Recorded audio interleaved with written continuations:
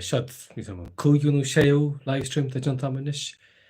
Welcome to my, I don't know, is it 5th or 6th live stream now? No Martian or thereabouts. Chi dachalaw fi on fi law har keen. Vi sé glóte ceart. Tad na scáile on phone.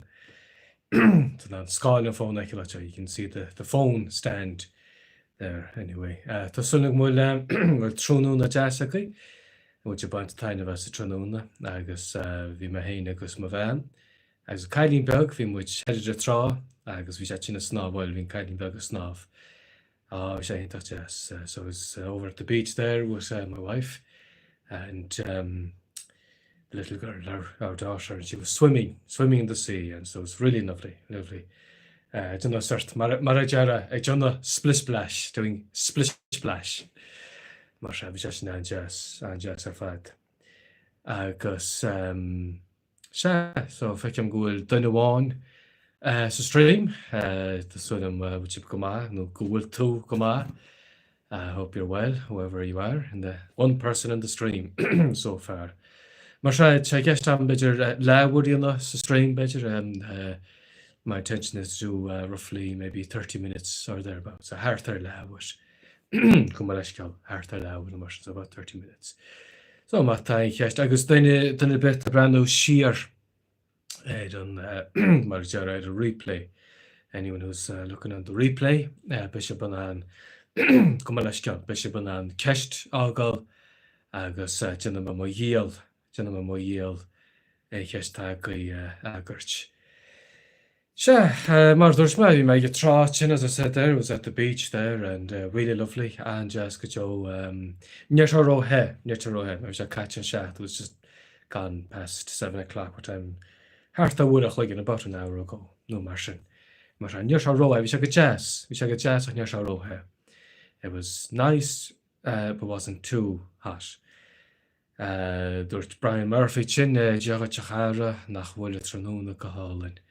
Tá sé muis, tá sé go híomhain, tá sé go hálan, tá sé glóte ceart, tá sé.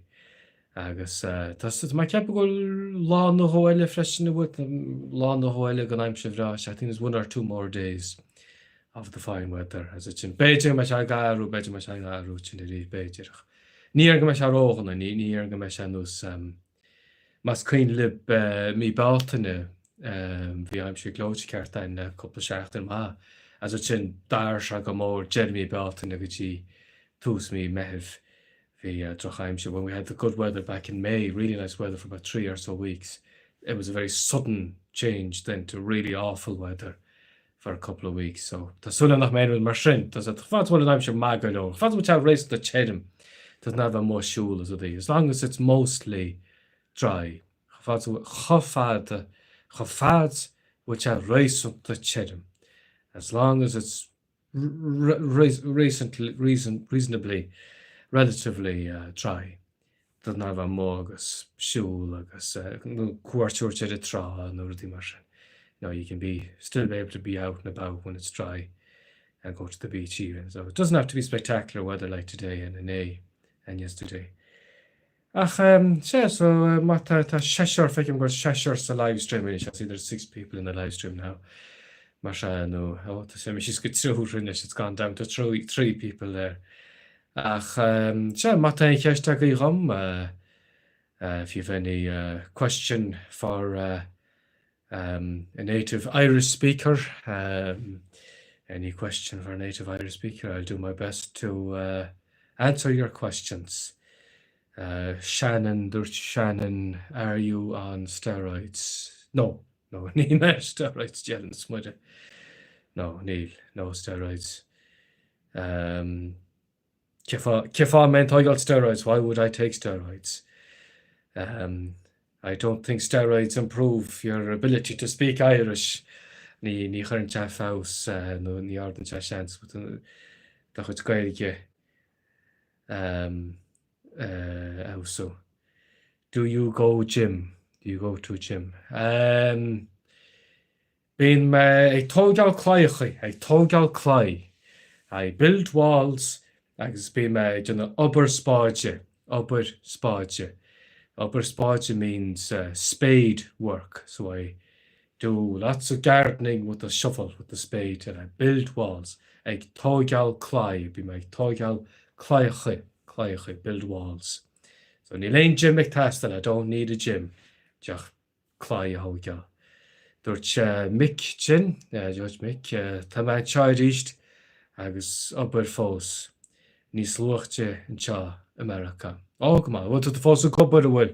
You're still working, is it? Okay, well, ma fair. Michael Mick, just so I cancel the live stream. Welcome to the live stream, Michael Mick. There's Kayala Bastic and the banner. Nay, up Kundach Lord. The Kundach Lord thief head of time. County Clare is this side of me. Thief head him. East of me here on the Iron Islands. As the much Kundana Gael of a child in Iron, but we're in County Galway in the Iron Islands. There's Brian Murphy, the Hewlodge níos luachte, hí focail jazz at an croc bug in a mór. Carcar, ceach lit tar so carcar, ní sa ba CR, ba, the might be CR, no that's how you spell it, carcar. So it's that's an Aaron word, meaning rotel, so carcar. And there's Shannon, are you from Kerry? No, it's Eleanor from the Aran Islands, There's the Alpha indeed, the rights to get their work done. No, we're on Obert Crua agus Gigras. Good hard work and determination to build up the walls and do the upper Spraoi. Marenza Salaj Yo Kechawilto. Yo, hello. The song will to you're breaking up, your audio's gone bad. Never mind, it's good now. Oh, go ba. That's so long which I go ma. Yeah. Ni some Kechamas tan Icherlin Ilanor. I don't know how well the internet works on the Iron Islands. Come on, which I go, but good that it's working again. Bejigur a rubber lag. Bejigur on a honig lag. As Korshag lagel. Lag is weak.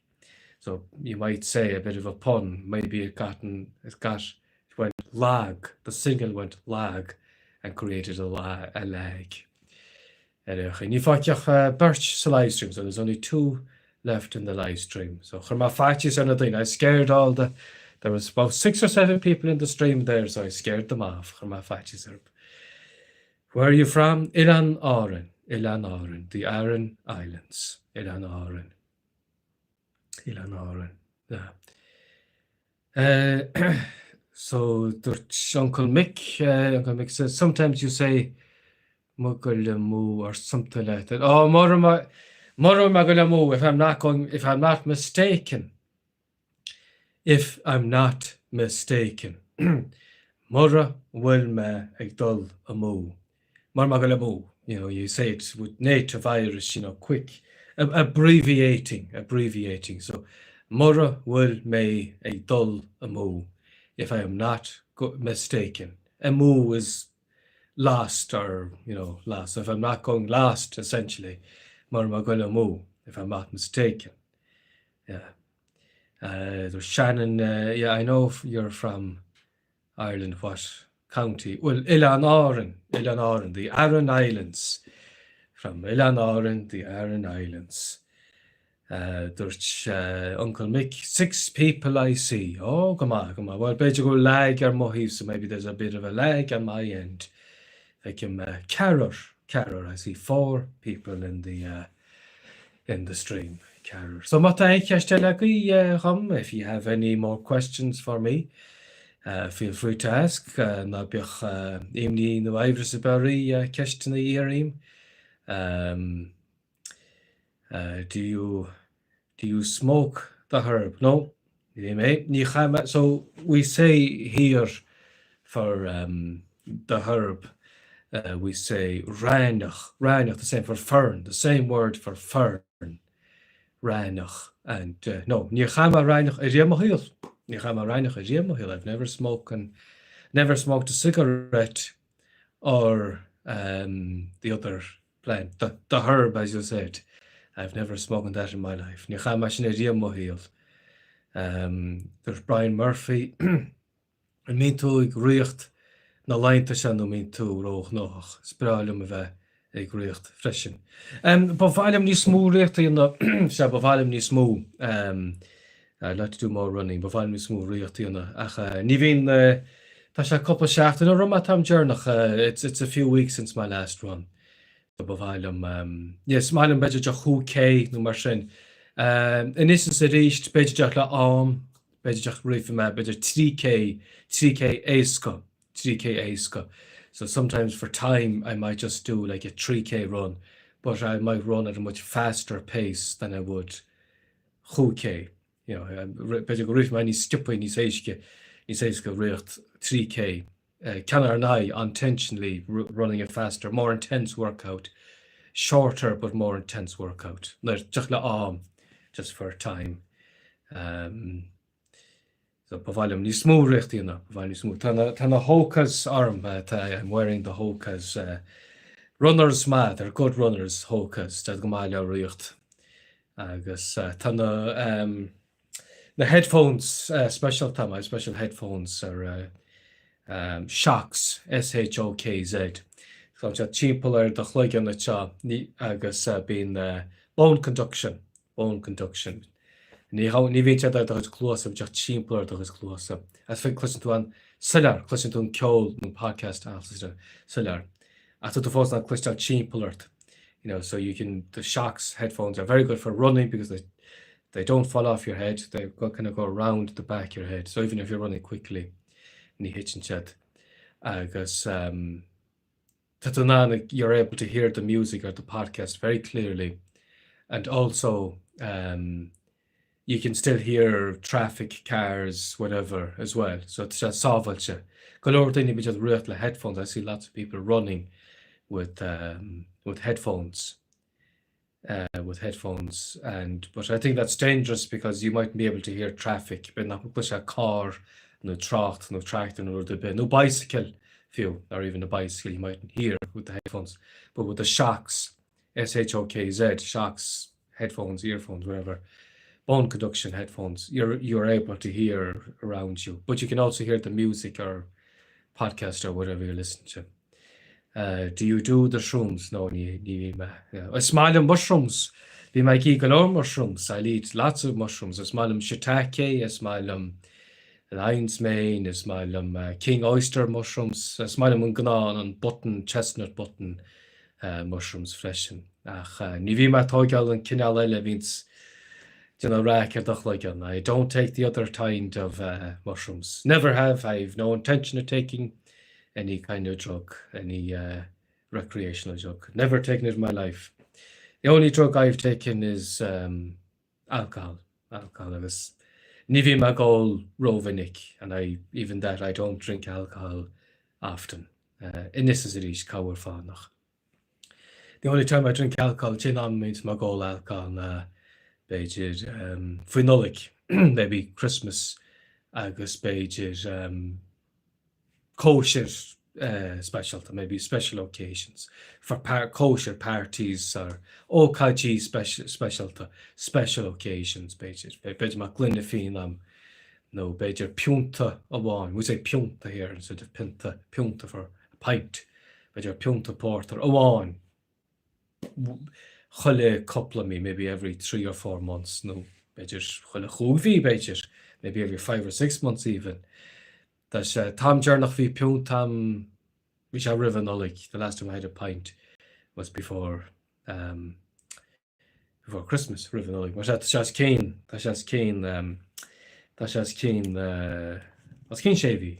shavy.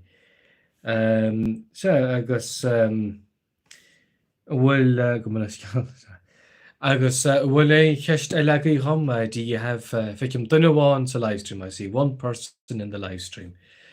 Bhfuil é cheist at an duine do you have any question?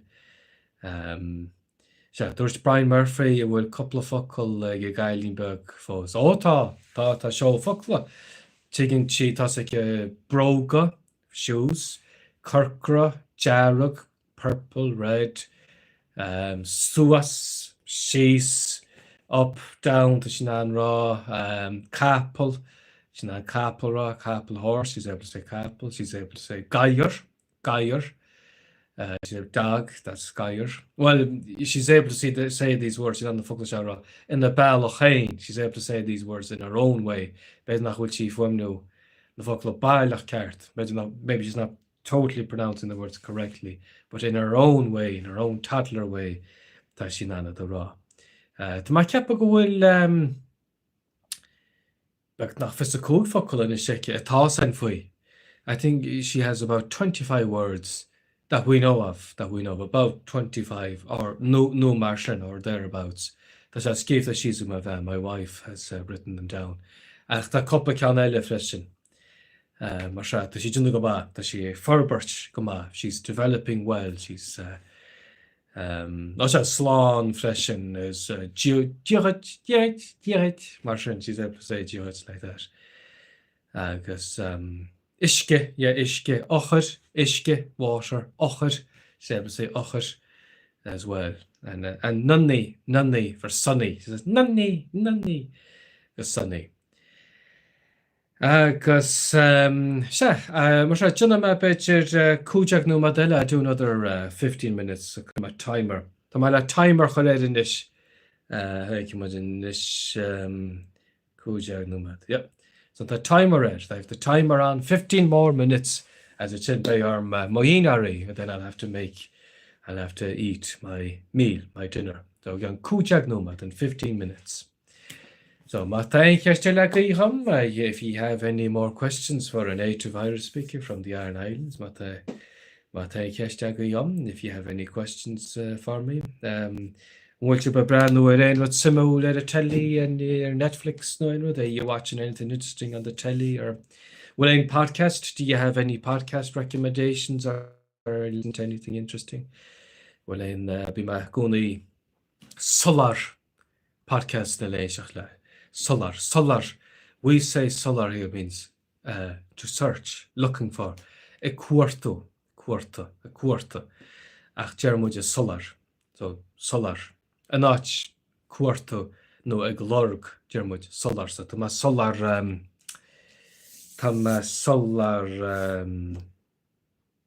podcasts no sra television series. So I'm looking for a good television series or podcasts to listen to. So then, well, ein multi rom. Do you have any recommendations for good podcasts or good no sra television ma? Better RT, no TG Cars, no podcast, no Disney, Amazon, Fibby Kinach. Dúirt Uncle Mick my brand in the Righteous Gemstones full Lord. I've heard that's very good, very funny. Honey, my Kate says it's in the first season. Hannah Shagamorlum, as a kid of Lenachan. I saw the first season about 4 years ago. The Martian, Varu, Hannah Shagamorlum. Sheelam go a couple of says religion to will. I think there's another few seasons done. So Vola Righteous Gemstones, Uncle Mick. Would you recommend a Vola would you recommend Righteous Gemstones? Chwalma Gulcha Barul on Dara Saysur. I've heard the second season is meant to be very good. There's Joseph McGinley, Vanna Tuer Sra Gar or TG Car Le Faro Kagura Puchina Yield. Neil Samrish Kin Time Tarshan must Kin Time to the Srash must do. Kin Time Tash. What's the name of that Sra, that series, I wonder? Tashair TG Car will there's two. Would you say a TG Car player, Musto? Is it on the TG Car player, I wonder? Var sé mam a bes sra but ní chlár fascination, it's not a documentary, is it, or is it a sort of fictional mar sra compta? Is it made up or fictional? On Puchin. No, ní chólas. Tá sé a player. So bit is smilem sran the guided like short stras, short series, short episodes, short things, because Marajara tá blas ed megan. Sometimes less tá blas ed on megan. So there's less is more, essentially. Less is more. So smilem sran the guided. Yeah, my Cominic ruddy hounds srani fad the culture the eyes that I numakas sometimes a longer long form or seasons that go on and on, they just go on and just get boring or run out of ideas. As being cert galore marajara filler they sometimes have a lot of filler episodes in longer seasons. As many of these are guided ach junta goma dlu ach goma, like dense, short, dense, and compact and done well. Smalum skelta guided, junta goma, prefer short stories, short episodes, one season, but a hoonish episode. Duchretja ma, sha troi gocha guided. Velach, Kidach Lor, Janum with the Clor. Oh, just come on, what's the Shinahan? It's no pain. Smile on pain with the guide, it's machine, my Torah. So I like short episodes, I like short seasons. Masha, so come on, come machine a hooded list. Come machine a hooded list of the Lebran over. Benjamin on my lair vas, yeah. But I might do a review of it on my YouTube. I might put a review of it up on my YouTube video. Better a chat and Jahokan maybe next week. My brand name in the episode to look. Tasha Gohinta Mar Tasha Varul Hom Ketchum Kede say so also catch righteous gemstones. Yeah. And Cha Eleanor and here on the Iron Islands and Jermuch Barul Inach Granver. We say Barul B-A-R-R-U for funny instead of Granver. We don't say Granver here. We say Barul. So you might say Tasha Granver.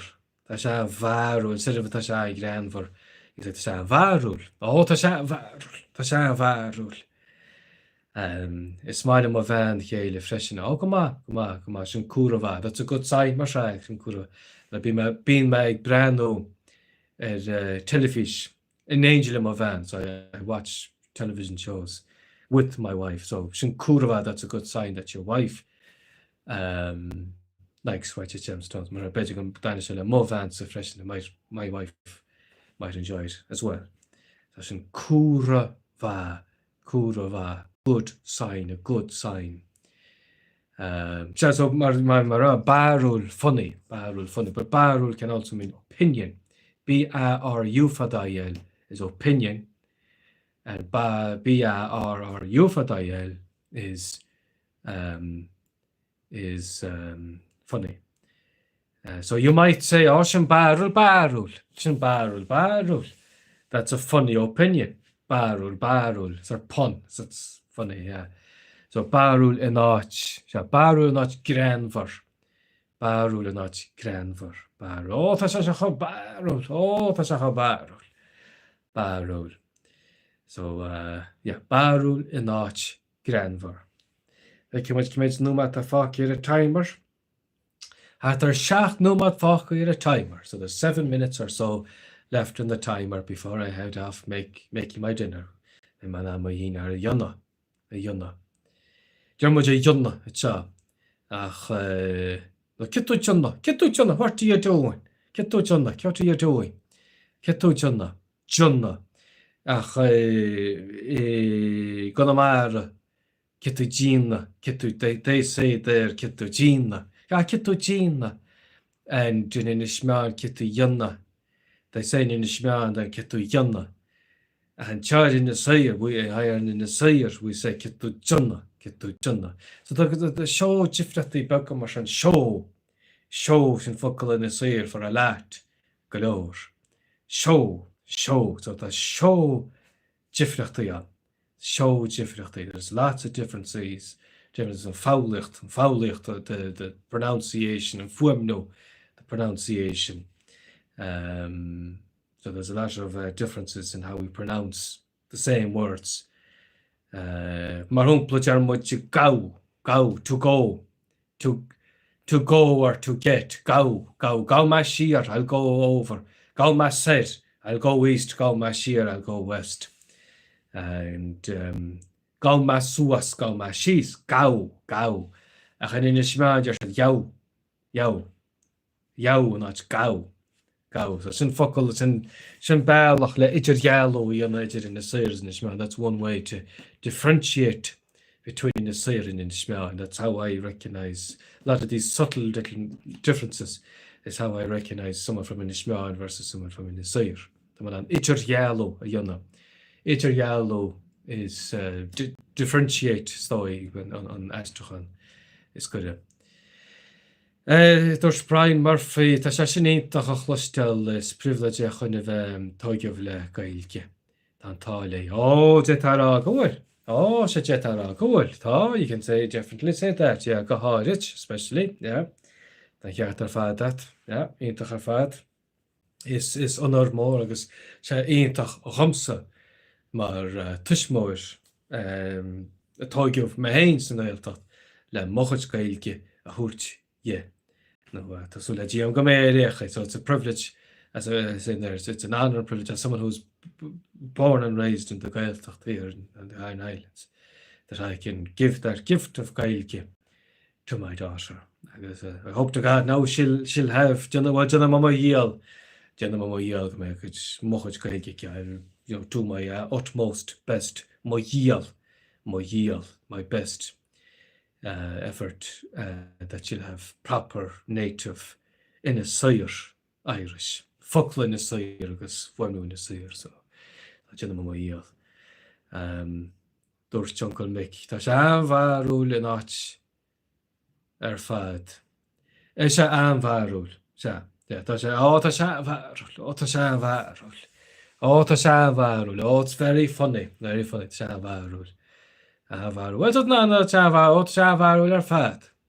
Well, jet are you could probably say it, but I just it's slow, Anvarul. Anvarul is enough, so Anvarul, Tasha Anvarul. Tasha Barul or Tasha Anvarul. I'm going to get a BAME, B for Diane, BAME is to emphasize, I'm going to get a BAME. If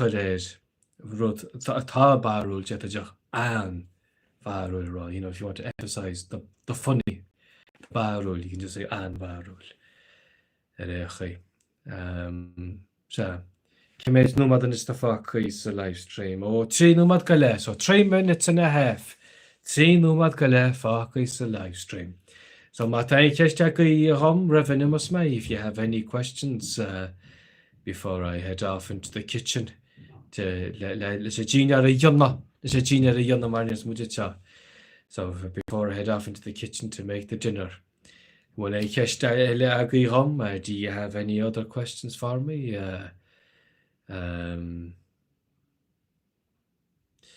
There's Jack Vader, Sklepach. Ar Sklepach means hilarious, which I shall fear. Well, there's a thought of logical focal there is such a word, Sklepach. We wouldn't have that word here.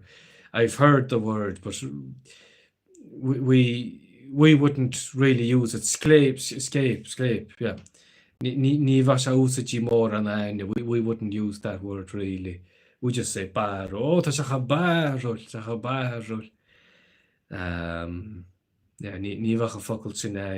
we wouldn't have that word, not really. It's a barrel. Yeah. Agus well ceistile go chum revs mai gemacht nach go ciarri vi mai ciarri Faoi ró. Bhí mai cearí faoi ró sílim. Mai ceapar faoi ró, bhín tú cearí twice faoi ró. Bhí me drá lí, bhí me sa daingan, agus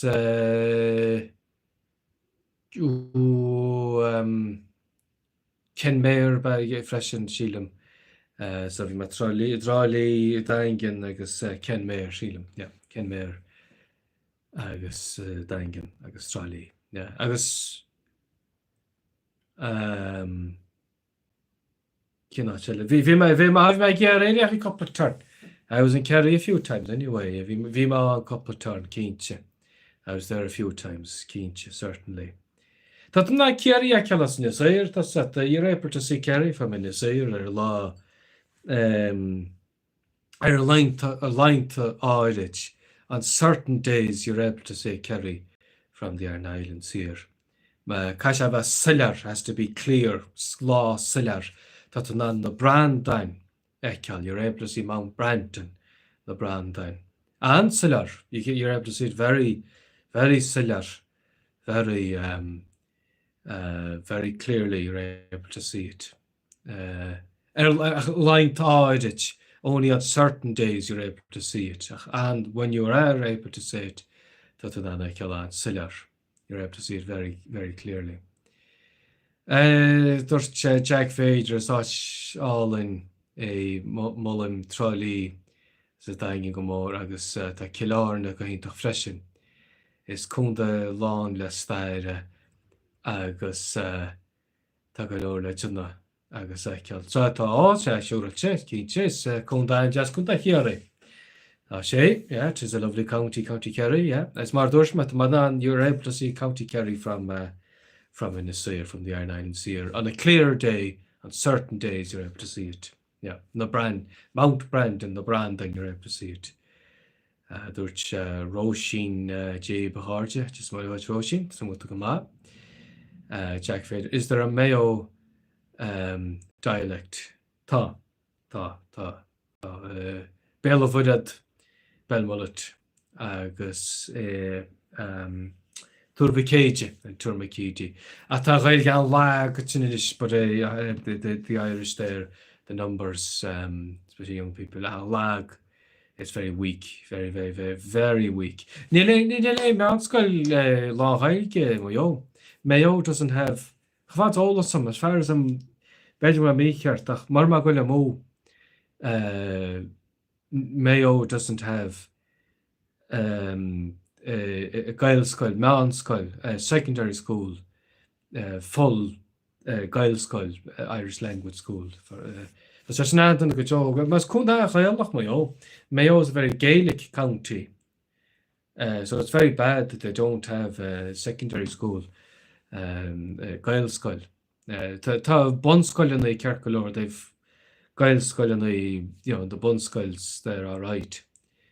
But it's very bad that they don't, isn't it? Because Gael, when you think of Mayo, west coast of Ireland, it's Gael, they do have Gaeltachts, a couple of Gaeltachts in Mayo, even though it's very weak. Unfortunately, far earth and Gaeltacht and lag on Mayo for large. Tá go mar sin hé mar se bheith súl gomach níos mó Gaels go chun áitchainnas leimnach mar húmpla is Tipperary. I think Tipperary, Limerick, they have Gaels Mounscoil Gaelscoil. Tá cap if I'm not mistaken. Agus Cúntachaile and other counties that don't have that you would associate with being a proper Gaelic county, or that would have any Gaeltachts. So it's very bad that Mayo doesn't have a smile on my seeing Gael fresh and all the Gael good justice Keach. Gael boo Marajara. There's Brian Murphy is Kirriach ma freshen, ben which Gilarn and Moirach and Cliffy and I Calvin, Kirri boo. Oh, shall come up, into Harfad.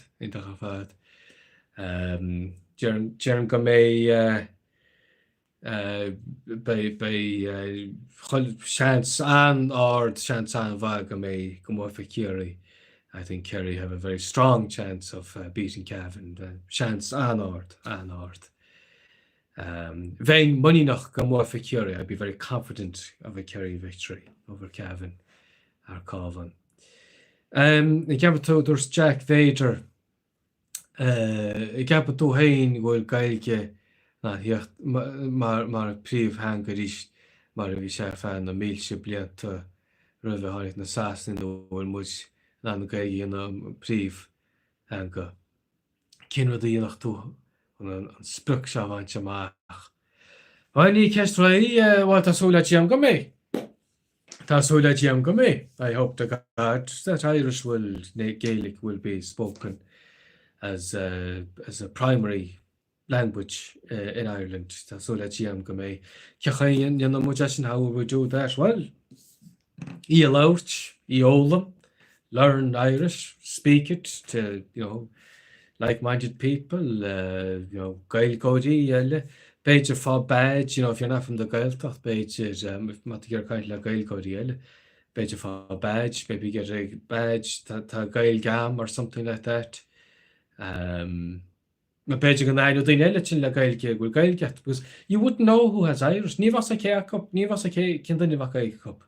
You wouldn't know who has Irish, who has Gaelic, who has Gaelic. You wouldn't know. Nivas at More listen to what kind of unless you hear them speak Irish, or if they have some kind of a badge, no rudding marchen or something like that. So badge rudding marchen, the mach ni smooth on le badge, no rudding badge burger I gail gam or something.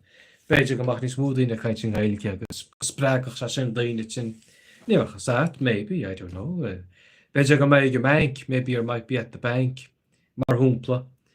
Agus Picketún fair no ban let Gael Gamacha. You might see the man or woman working behind the counter at the Gael Gam, and then went, Twan and grow, I'm able to do my banking through Irish, so with you, Mar Humpla, Ruddy Bag of Marshin.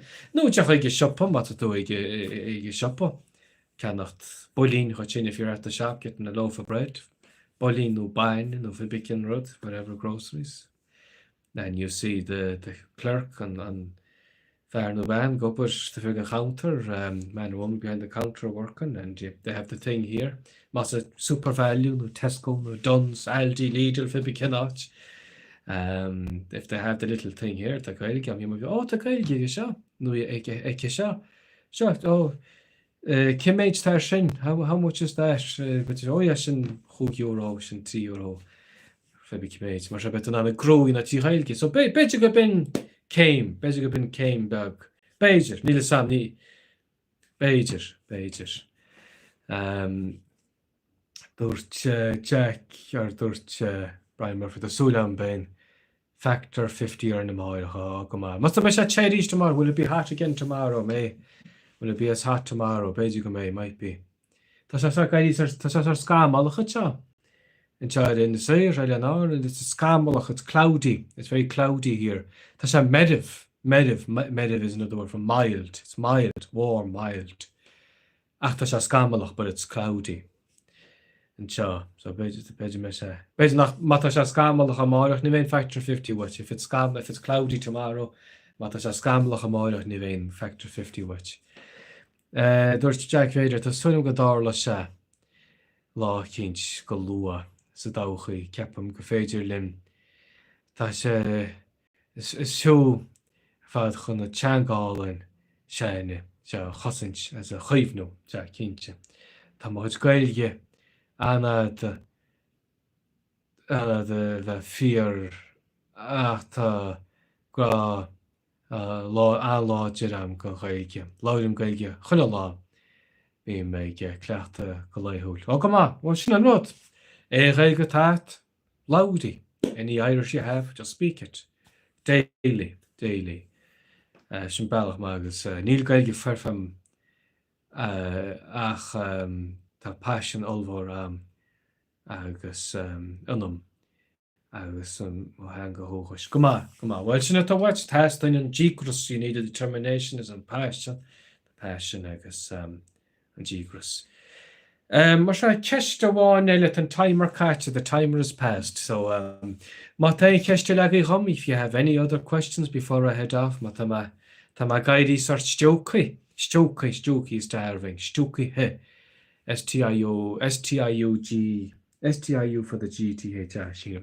Stuki he, Stuki. So to my guidey Stuki, I'm getting starving here. So my thank you, Stuki hum, Rivenimusma. If you have any more questions before I head off into the kitchen to make myself a bit of dinner. So I'll find my just to one. I'll stay for one more question, then I'm heading off. Is fear actually no that is gailge the chréir fad. Gurmad. It's my much nachlas. I like to hear that. Basically go walk mo just sin hide no madden is that's 40 minutes now. So near guest mach lowrin I only intended to do half an hour. Bands good Brian Murphy Gurmad a band as a Jerry Shaft. Agus so chain Brian Murphy fashion by time as Jerry Shaft and agus that's some good idea like Kerry Mark Kerry do well tomorrow. So football. Sinné mar fuck mo just sinne slán go fáil agus beag Jerry Shaft and jazz. I hope you have all gur mil mat chulach like parts of live stream as Jerry Keshnin. But thank you everyone who participated in the live stream and asked me questions. Sinné mar slán go fáil slán. Yeah, sinné slán.